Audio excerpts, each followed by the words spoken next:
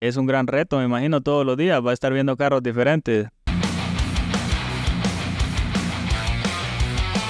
Hola gente, ¿qué tal? Bienvenido a otro episodio más de One Podcast. Esta vez vamos a hablar de un tema súper interesante y es sobre la mecánica automotriz. Sabemos que hoy en día pues, es un tema un poquito controversial por la llegada de automóviles eléctricos y demás, la revolución en esta industria.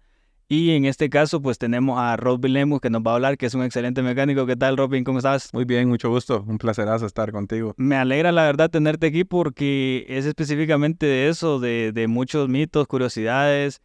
¿Hace cuánto te dedicas a este mundo de la mecánica? La verdad que desde que teníamos cuestión de edad pequeña, desde mi papá nos comenzó con ese indicio. Nacimos siendo mecánicos, creo yo, porque mi papá nos enseñó desde pequeños, de 10, 12 años, creo que estamos en esta cuestión involucrados en lo que es mecánica. ¿Tenés hermanos que se dedican? Sí, ¿Familia? tengo en mi familia, como hijos éramos 3, y los 3 hermanos los 2 mayores se dedicaron a mecánica. Uno falleció, pero mi otro hermano y yo, que es el mayor, pasamos en el taller, ¿va? Me imagino que en todo este tiempo que te has dedicado a trabajar, has conocido clientes y carros de diferentes tipos, de todo tipo. Algunas anécdotas mejores que otras, ¿va? Yo digo que, no sé si usted ha escuchado, es como un adagio que se dice ahí popular, ¿va? Ajá. Que cada cosa se parece a su cliente, ¿va? Entonces, los vehículos son así. Puedes decirme no, pero sí, cada quien, generalmente el vehículo se parece al cliente, el modo, ¿va? Y hay clientes tranquilos, hay clientes exigentes, así como hay vehículos complicados para poderlos revisar, pero también hay vehículos que no tienen cosas del otro mundo. Y en este caso estamos hablando de una forma como teórica, ¿va? Porque en la práctica es totalmente diferente. La mecánica, las piezas, es un gran reto, me imagino, todos los días. Va a estar viendo carros diferentes.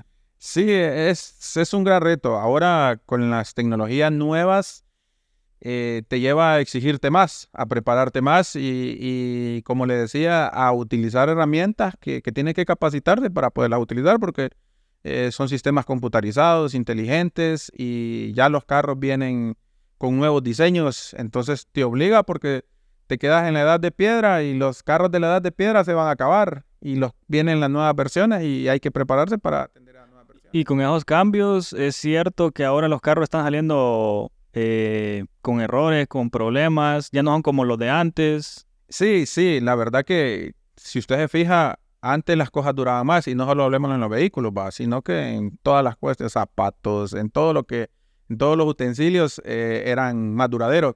Ahora estamos en el mundo, usted sabe, en el mundo del comercio, que entre más se vende, pues genera mejores ganancias, ¿va?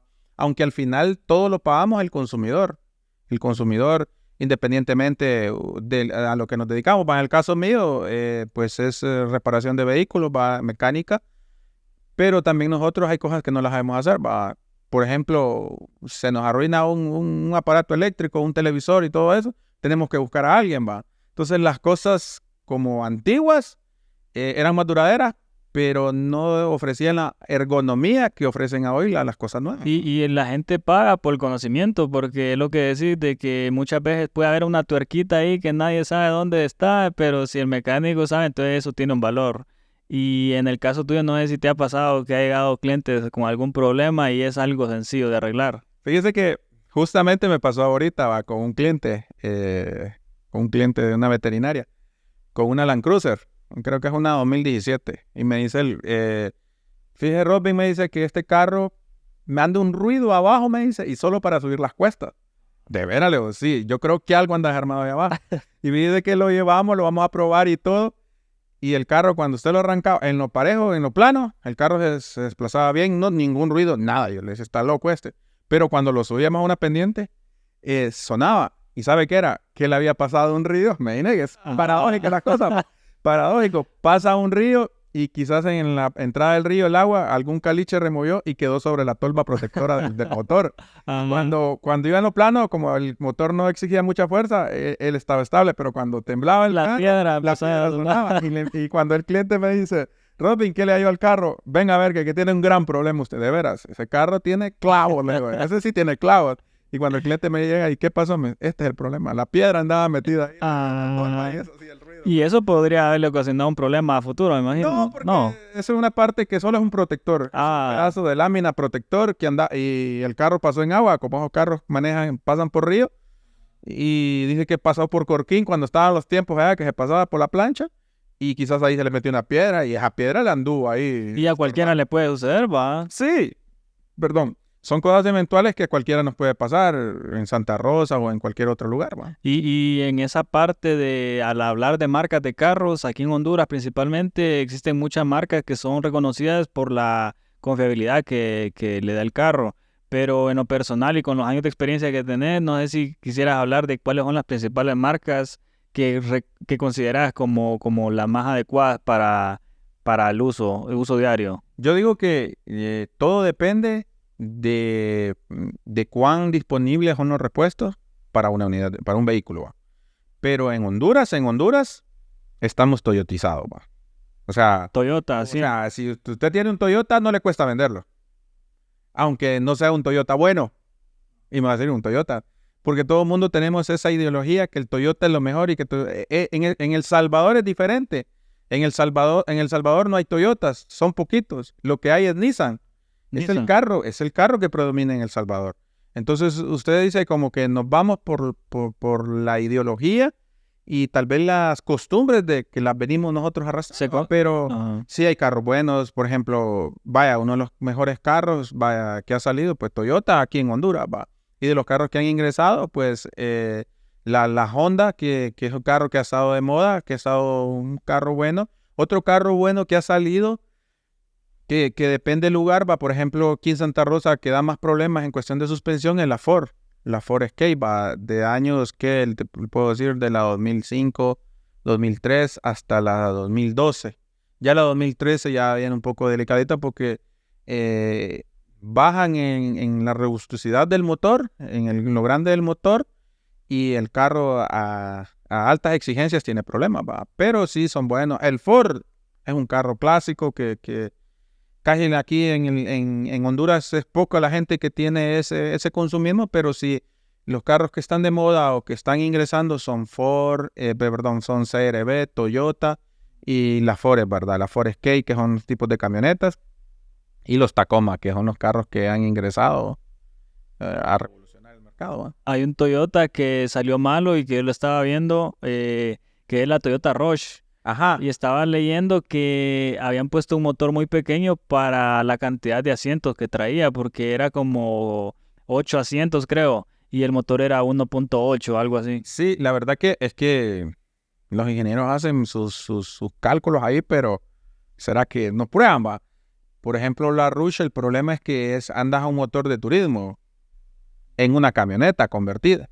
O sea, y ellos cambian el torque o la capacidad del carro cambiándole una caja de distribución, poniéndole una distribución más fuerte, pero el motor se exige demasiado.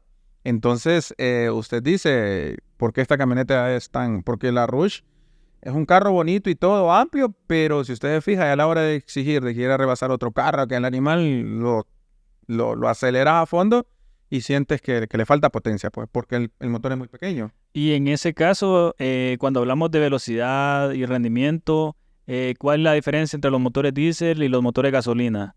Fíjese que generalmente todo está en cuestión del uso, ¿va? A veces el consumo de combustible es porque la gasolina es más volátil. O sea, que el diésel usted lo deja, digamos, a taza, la ponemos ahí y le ponemos diésel y aquí la ponemos gasolina y la ponemos al sol, 1 hora, 2 horas no tiene gasolina. Y el diésel se permanece ahí, va. Entonces son relativos, va. Pero al final, nosotros como mecánicos miramos que los costos de los repuestos son diferentes, va. O sea, no es lo mismo comprar repuestos para un vehículo gasolina que comprar repuestos para un vehículo diésel. ¿Es más caro para el diésel? Claro, sí, el diésel es más caro en todos los aspectos, va. Y en ese caso, al hablar de gasolina y tipos de gasolina, está la super, la regular. Ajá. Creo que hay un dato curioso sobre eso porque aquí en Honduras creo que se mencionaba que no había gasolina super como tal, o sea, todas traían residuos por muy super que fuera. Sí, mire, si usted se fija, todos los carros nuevos que están ingresando, bueno, los carros que están ingresando, no nuevos, nuevos de estar en el país, pero los que vienen de Estados Unidos, no tienen problemas de combustión ni nada. Solo entran aquí al país y empiezan con problemas. ¿Por qué? Porque es el tipo de combustible. Honduras no tiene una calidad de combustible que diga usted, vaya, por ejemplo, en El Salvador y en Guatemala, la super de Honduras es la regular de ellos. O sea, y la regular de nosotros no existe en El Salvador. Quiere decir que es mejor. En Guatemala, perdón. Es mejor en El Salvador la gasolina. Es mejor, es una mejor calidad, o sea, es una mejor calidad. El otro detalle está en que los que tienen gasolinera, yo no estoy en contra de los que tienen gasolinera, ¿va? Pero hay algunas gasolineras que no le dan limpieza a los almacenamientos, a los tanques de almacenamiento de combustible y crean humedad. Y todas las humedades los absorben las bombas y van a los vehículos y ahí es donde empieza a tener fallas y un montón de cuestiones, ¿verdad? Que son las que hacen las fallas en los vehículos. Y hay varios consejos que muchos mecánicos recomiendan. En el caso tuyo, no sé si tenés tus propios consejos, pero yo estuve viendo un video de una muchacha que llenaba un bote con gasolina. Ajá. Y ponía el número, digamos, 200 y llenaba y le ponían 150. O sea, ella llenaba 150 mililitros, creo. Ajá. Pero la bomba le estaba marcando 200. La cosa que al final no era la cantidad, porque como que estaba mañana la bomba. Sí, eso dicen. Generalmente, vaya, para comprobar eso tendríamos que llevar una probeta y mandar ahí, porque es la única que te pueden... La única forma. Sí, pero sí, hay algunas gasolineras que todo el mundo dice, el combustible aquí sí me rinde, pero allá no me rinde. Acuérdate que esas son máquinas. Y las máquinas las controla ¿quién? El hombre. Existe una posibilidad que suceda. Que en algunas gasolineras, si usas el mismo combustible, porque en una me rinde, puede hacer que en algunas o no te dan la cantidad correcta, o el bombero te hace el avión. Si usted no está aguja, si usted no está listo, cuando le dice, vaya, vas a echar 300 de combustible, digamos que son 3 galones, o por ahí así, ponle 10, 15, 12 litros, usted dice, tienen que ponerme 12 litros y tiene que estar pendiente. Pero si usted está en el teléfono o está llamando o está haciendo otra cosa, cuando acuerde el bombero ya está. Y tal vez te pusieron 150 y han dejado la marca de los 200 o 300 que te pusieron. Y hay un dato también bien importante que a mí me repugna cuando lo veo, que es cuando empiezan a mover el carro para llenarlo. Que eso es típico y yo creo que la gente también por costumbre o porque miran a otros quieren hacer lo mismo porque piensan que les va a caber más gasolina o hay lugares donde en el trabajo, si es empleado del trabajo y le dan 1000 cerrados, entonces tiene que llenar los 1000 para que le cuadre bien. Para que le cuadren ahí. Ajá. Sí, ese es, mire, a partir de esa, yo le puedo decir una mala praxis o una mala práctica, como usted le quiera llamar, de cómo el gasolinero le pone su combustible. Justamente lo que usted me está mencionando, me lo estaba mencionando en esta semana y la semana pasada, lo platicábamos con varios clientes. ¿Por qué? Porque en los carros nuevos no se puede hacer eso. En los carros viejos, vaya, digamos del modelo 95 para abajo, que los carros ya no tenían tantos sensores como, o del 2000 para abajo, digamos. Inclusive algunos del 2000 todavía tienen. Pero ellos traen un sistema de purga, que es el sistema viene conectado el tanque con el sistema de purga de la combustión del combustible, ¿verdad? Que es en el sistema, que viene en el sistema de combustión, que es una parte eléctrica. Ese es como un respiradero, porque si usted deposita combustible en un tanque, o ya sea plástico, generalmente todos los tanques vienen hoy de plástico. Antes se hacían de metal, hoy ya vienen de plástico, para darle más velocidad al vehículo, ¿va? Entonces, si usted pone combustible, como eso es volátil, eso inflama, entonces lo más seguro es que el tanque se le estalle. Entonces usted necesita un lugar para poder sacar los vapores. Ahora, en Estados Unidos está muy regulado eso, la contaminación del ambiente. Aquí no. Aquí usted mira camiones y volquetas o carros que son una fumigadora completa, ¿va? Pero en Estados Unidos sí tiene eso. Entonces ya las fábricas de vehículos están trayendo los carros para tirar menos contaminantes, menos emisiones de gases, le llaman ellos, que son contaminantes, ¿verdad? Entonces ellos traen unas válvulas eléctricas. Por esas válvulas eléctricas solo se puede pasar aire, digamos, o gases. No puede pasar líquidos. Si pasa líquido, se queman. Que es como el catalizador de un carro. Digámoslo que sí, pero sería como un respiradero, como un escape, digamos así, como un escape de los gases en el tanque. Ok. Entonces, esa va conectada al tanque y va conectada a la combustión y llevan una válvula eléctrica. O sea, en la mitad se conectan dos mangueras y ahí llevas aparte eléctrica. Cuando te sonea, entonces el combustible, el tanque ya ahí, no pues. Entonces el combustible que le estás ahí, se va residuos, se va para esa válvula y cuando tiene contacto se quema. Y entonces el carro te empieza a tener problemas de que le cuesta que le encienda al momento de echar combustible. Siempre que echa combustible, le cuesta que le encienda. Una. La otra que le empieza a marcar el check, le sale ahí. Y la otra que empieza a tener fallas. El carro como que por ratos avanza y por ratos se detiene. No es una aceleración constante. Entonces son cosas que perjudican en los carros nuevos. Tal vez en el carro viejo no, porque el carro viejo traía un respiradero, digamos, una manguera que salía del tanque con un tapón arriba y agujeros, y ahí está llegaba. Y si te lo llenaban mucho, lo que sí era que se botaba el combustible, ya dejaban de echarle. Pero en los carros nuevos ya no. Ya no te acepta eso. Y hay mucha gente que hace esa práctica pensando de que le va a caer más o para no estar guiando mucho a la gasolinera y al final le están arruinando el carro, ¿no? Sí, al final lo que hacen es ponerle que 50 o 60 lempiras más que equivalen a 1 litro, 10 o 12 kilómetros tal vez podrás, o 20 kilómetros puedas avanzar con esa cantidad de combustible. Lo ideal es que, yo siempre le digo al cliente, cuando usted vaya a la gasolinera, lleva un carro nuevo, 2005 para arriba, 2000 para arriba, siempre que le pongan la cantidad de combustible que la máquina dispara. Porque la máquina de la bomba trae un disparador, ¿va? Que ya le dice al bombero o a la persona que ya está lo que el carro necesita, ¿va? Exacto. Porque tiene que tener, en el tanque tiene que haber siempre un vacío, ¿va? No tiene que estar full, como nosotros llamamos. Pero ¿qué otro trabajo le ha llegado así que usted le dio bastante dolor de cabeza que no podía cómo resolver y era algo más sencillo? No sé si le ha pasado. Guan.